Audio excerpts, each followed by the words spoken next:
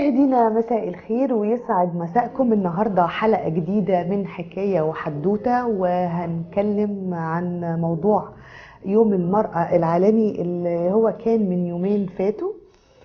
اتبسطنا قوي وفعلا الست اثبتت جدارتها وفي كل المجالات وفي كل الاصعدة بلا شك. مبسوطين قوي ان احنا كنا بنحتفل بعيد المرأة. بس طبعا عايزه في حاجه في تنويه كده، ان الست فعلا اثبتت جدارتها في كل حاجه، لكن ممكن نسيت او تناست حته موضوع الولاد شويه، او الجيل اللي جاي في المجتمع ده. ممكن تكون انشغلت بمستقبلها وانشغلت في دراستها، وان هي تثبت ان هي تكون ذو شأن وفي منصبها او في مكانها وبجدارة، لكن تناست شوية حتة الولاد والنتاج اللي طالع في المجتمع ده. بصراحة احنا هنتكلم النهاردة عن موضوع التلوث السمعي، اللي هو لازم بيجي طبعا في مراقبة من البيت، والتربية ليها عامل أساسي جوه البيت. بيكون الموضوع ده في مراقبة من البيت. يعني أنا دايما أشوف إنه لو الأم أو الأب ما تابعوش الولاد على ألفاظهم أو على تصرفاتهم داخل البيت، كمان الموضوع بيبقى شوية خارج عن إيديهم. طبعا التلوث اللي احنا فيه ده في كل حتة. يعني لما نيجي مثلا نمشي في الشارع بنسمع الفاظ، والالفاظ دلوقتي طبعا اللي دارجه دلوقتي الفاظ يعني احنا ما عرفناهاش. يعني الجيل ده هو اللي ابتدعها، او اللي قالها او طلعها، او ما اعرفش جابها منين. يعني زي روش، ايه روش دي؟ او روش طحن، ايه معنات الكلمه دي؟ او ايه في المعجم العربي هتكون ايه كلمه روش طحن دي؟ قشطه يعني ايه؟ يعني لما نيجي نكلم حد نقول له قشطه، هو ايه يعني؟ يعني هو احنا خلاص كده بقينا دي مصطلحاتنا اللي احنا بننهي بيها اي حوار، علشان خاطر يبقى هي دي اللغه الجديده، او لغه هم يفهموها او يتكلموا مع بعض بيها. ويسطا، يسطا ده المفروض ان هو صاحبه يعني بيقول له يسطا. دي كمان من ضمن المصطلحات الدارجه اللي دلوقتي الشباب عمالين يقولوها، او المجتمع ده. طبعا انت لما بتشوفي ابنك او بنتك بيقولوا الالفاظ دي، انت بتقولي ايه ده؟ انتوا بتقولوا ايه؟ ايه الكلام اللي انتوا بتقولوه ده؟ ممكن الاباء او الامهات ما ياخدوش بالهم قوي، اللي هو عادي يعني شباب وبيعدوها، لكن هي فعلا بتبوظ لغتنا المصريه، بتبوظ عراقتنا واصلنا وجذورنا. يعني الكلام المصري كل العالم او كل الدول العربيه بيعشقوا الكلام المصري. احنا نيجي نبوظه بالتهجين او بالحاجات اللي هي ملهاش اي معنى من الاعراب. وبعدين دلوقتي كلمه خلصانه بشياكه، يعني ايه خلصانه بالشياكه؟ يعني انا كل حاجه هقول لكم يعني ايه، بس هو انا من جيلكم، بس مش عاجبني، مش حاسه ان الكلام مش على هوايه. يعني ايه ده؟ إيه المصطلحات الفظيعه الشنيعه المريعه اللي ملهاش اي موقف ولا اي حاجه من الاعراب؟ يعني وبعدين تيجي تقول لحد صباح الخير يقول لك لا، ايه صباح الخير ده؟ انت قديم قوي. في حاجه اسمها الاستمورنينج. الاستمورنينج فالاستمورنينج دي يعني اللي هو صباح الخير دلوقتي بلغة الشباب والجيل اللي طالع، اللي هو يعني أنا بصراحة لازم مراقبة من البيت. وبعدين بقى في حاجة بقى جميلة جدا، أي شاب بقى كده لابس البنطلون الفوشيا أو البينك اللي هو ضيق جدا ده، وعامل شعره، وليكن مثلا عامل شعره احمر اصفر، لون تاني غير لون شعره الحقيقي، ده بيسموه فيمس.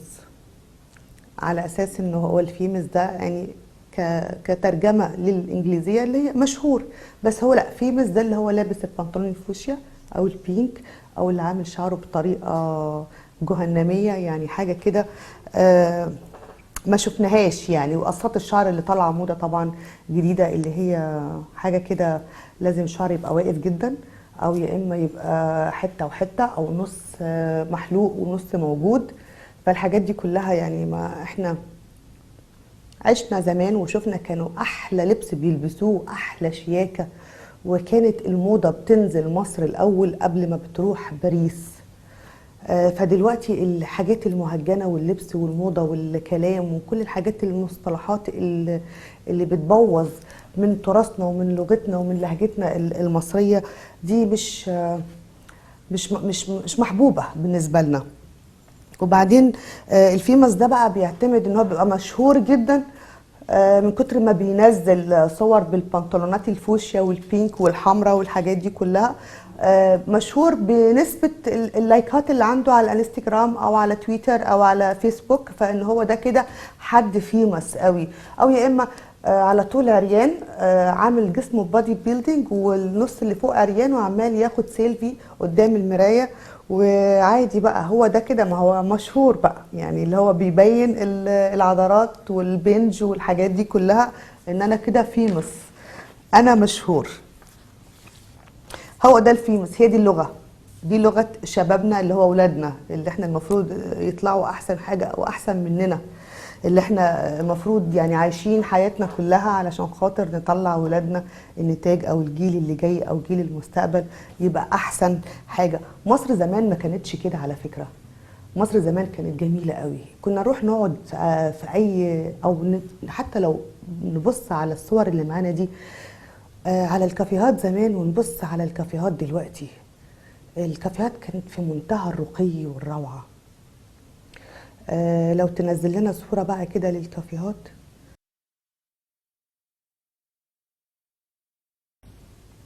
الكافيهات كانت تحفة، حاجة كده تحس ان انت ماشي في اوروبا.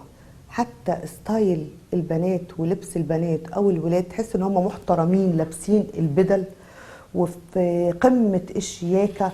وكان في اتيكيت في التعامل، كان في رقي في التعامل، كان الناس كلها بتتعامل بشياكة. زمان كان في اتيكيت، هو الاتيكيت دلوقتي انتهى ولا خلص ولا احنا اللي بيحصل ده ايه يعني كمجتمع؟ كنا ننزل على البلاج برضو نفس القصة ونشوف البنات لابسة المايوهات والحاجات دي كلها، ما كانتش بنفس المنظر اللي احنا موجود فيه دلوقتي. انا حاسة ان هو مش بنتقد ومش هقول لكل عصر اوان او لكل جيل اوان، لا، هو الشياكة والرقي عمرها ما بتروح ابدا، عمرها ما بتنتهي، بس احنا بنستعملها غلط. يا ريت ناخد بالنا من الموضوع ده. النهارده هنتكلم عن التلوث السمعي والالفاظ اللي موجوده وازاي نعالج الموضوع ده مع الدكتور الاستاذ نقيب البروتوكول والاتيكيت والمراسم ومستشار البرلمان الدولي والمؤسس العالمي للعلوم والاعلام النوعي ومدرب دولي معتمد في البروتوكول والاتيكيت، وله 9 مؤلفات في الاتيكيت والبروتوكول. ضيفي النهارده هيكون الدكتور الاستاذ رفعت الضبع اللي هينورني، وهنتكلم شويه عن الاحداث اللي احنا فيها دي والتغيرات اللي بتحصل للشباب وللجيل اللي موجود. عايزين نشوف ايه اللي كان الاول بيتبعوه كمجتمع علشان نرتقي بمجتمعنا ونحسن الجيل بتاعنا ونحسن ولادنا ويكون ليهم دور كويس في المجتمع، لان هم الاجيال القادمه، هم اللي هيبقوا اللي موجودين. احنا مش باقيين لهم، بس لازم نورثهم يعني ايه مصر ويعني ايه مجتمعنا اللي ما ينفعش ان هو يتغير او يندثر او نمحي ملامحه بالحاجات المهجنه او الكلمات او المصطلحات المهجنه. انتظروني بعد الفاصل، هيكون معايا الدكتور الاستاذ رفعت الضبع. ما تروحوش في اي حته، استنوني.